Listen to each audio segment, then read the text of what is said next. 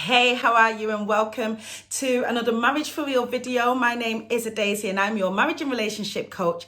Today, I want to teach you about what emotional immaturity is and how you can recognize the traits within yourself. And listen, I'm talking to you as somebody who was quite highly emotionally immature for a long time and has had to do a lot of work to become more mature in my emotions. So as usual, I want you to hit the subscribe button if you haven't already.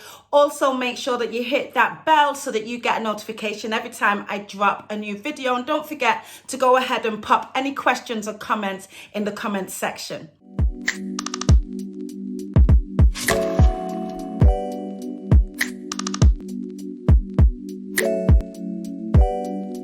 So first of all, what is emotional immaturity? Well, I describe emotional immaturity as the inability to be aware of, understand and manage or control your emotions or feelings. So you just aren't fully aware of what's going on inside you. You don't understand it and you just have no control, or you think you have no control over it. You don't manage your feelings and emotions.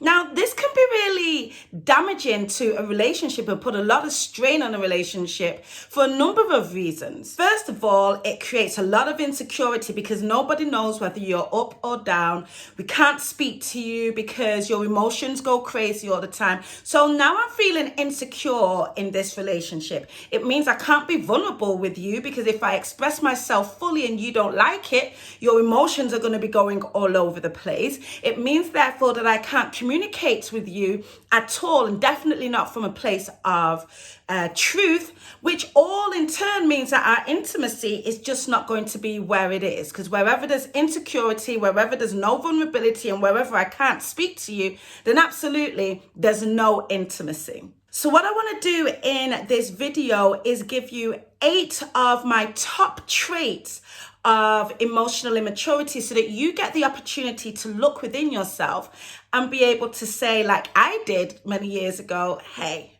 I'm quite emotionally immature. And then at the end, when you've really taken a look at this, then it'll be up to you to decide that you want to grow in this area. And believe me, you can. This is a journey that I've been on for a long time, and I'm not exactly where I want to be, but I am so much better, so much more mature and in control of my emotions than I was some years back. So let's get into it. Emotional immaturity trait number 1 is selfishness. So emotionally immature people tend to be quite selfish in terms of the fact that we pretty much want things to go our way. We pretty much only see things from our own perspective, and we're only happy when people agree with us. Right? So that is trait number 1. You can be a little bit selfish. And I don't mean selfish in terms of you're not willing to give. I literally mean selfish in terms of self-centered, as in it's all about you. It's your way or the highway, right?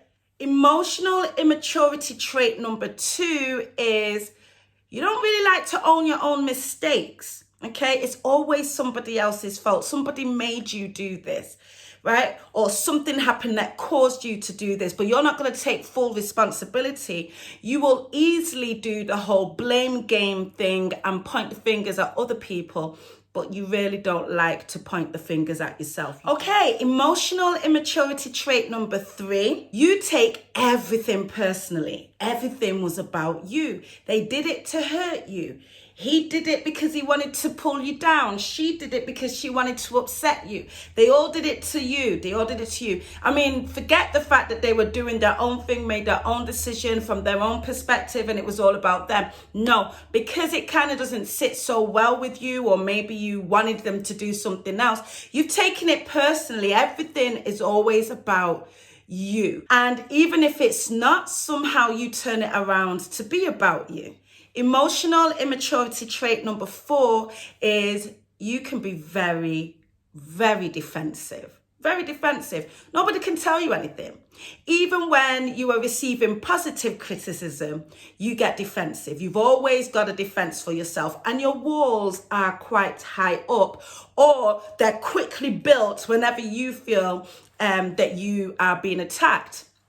And these walls come up whether you're being attacked or not. Just as long as somebody is criticizing you or correcting you or making you accountable, you get defensive.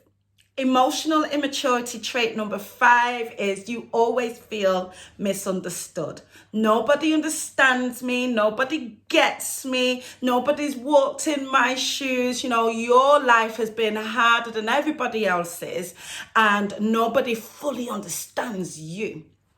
Okay, it's linked very closely with self-pity and woe is me, you know, and you use this a lot to explain away your behavior, to explain away your reactions, to explain the reason why you can't control your emotions is because nobody understands you. Emotional immaturity trait number 6 is that you hold on to grudges. You really struggle with forgiveness. And even when you claim to have forgiven, you really haven't. You've got it notched there in your list of offenses and you're ready to pull out that list at any time. Emotional immaturity trait number 7 is that you don't take responsibility of your emotions. You don't take responsibility of your feelings. Again, it's always somebody else's fault. I feel like this because of you. I feel like this because that person. I feel like this because of them. Right? And you act out in those emotions and you blame everybody else. Emotional immaturity trait number 8 is that you are easily stressed and always moody. Well, you're moody a lot of the times, especially when you get stressed. And this is, again, because you don't really have control of your emotions. You don't manage them well.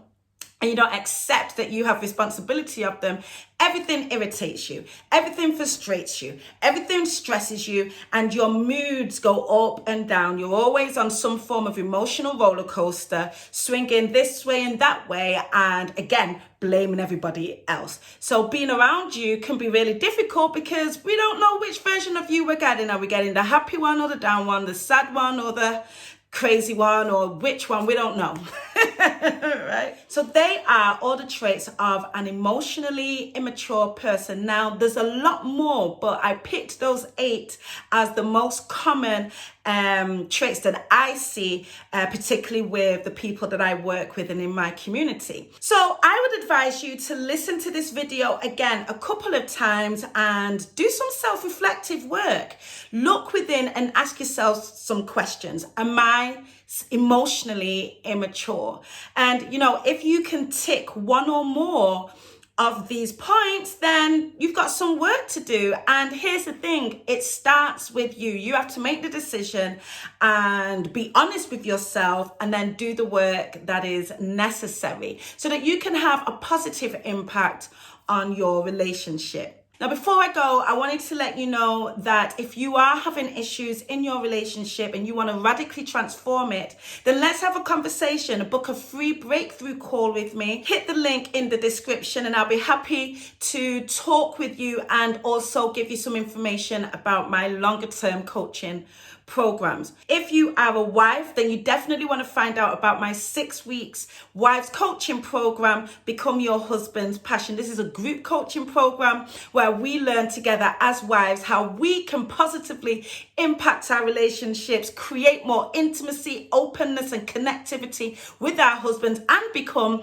his passion. Again, hit the link in the description and it'll lead you through a page where you can get a lot more information about that.